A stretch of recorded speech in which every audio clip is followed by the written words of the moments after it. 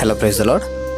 ಈ ದಿನದ ದೇವರ ವಾಕ್ಯ: ದೇವರೇ, ನನ್ನಲ್ಲಿ ಶುದ್ಧ ಹೃದಯವನ್ನು ನಿರ್ಮಿಸು, ನನಗೆ ಸ್ಥಿರಚಿತ್ತವನ್ನು ಅನುಗ್ರಹಿಸಿ ನನ್ನನ್ನು ನೂತನಪಡಿಸು.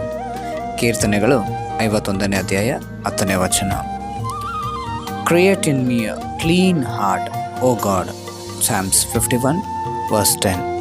ಪ್ರಿಯ ದೇವಜನರೇ, ಆತನನ್ನು ಈ ದಿನ ನಾವು ಕೇಳಿಕೊಳ್ಬೇಕಾಗಿರುವಂಥದ್ದು: ದೇವರೇ, ನನ್ನ ಹೃದಯವನ್ನು ಶುದ್ಧಿಪಡಿಸು, ನನ್ನನ್ನು ಪ್ರತಿದಿನವೂ ನೂತನಪಡಿಸು, ಹೊಸ ಬಲವನ್ನು ಕೊಡು ಎಂಬುದಾಗಿ ನಾವು ಕೇಳಿಕೊಂಡಾಗ ಆತನು ನಮ್ಮನ್ನು ಶುದ್ಧೀಕರಿಸುವವನಾಗಿದ್ದಾನೆ.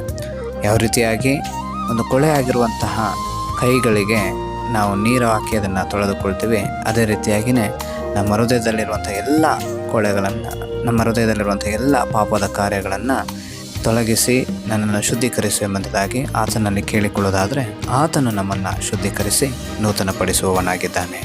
ದೇವರು ಈ ದಿನ ನಿಮ್ಮನ್ನು ಆಶೀರ್ವದಿಸಲಿ.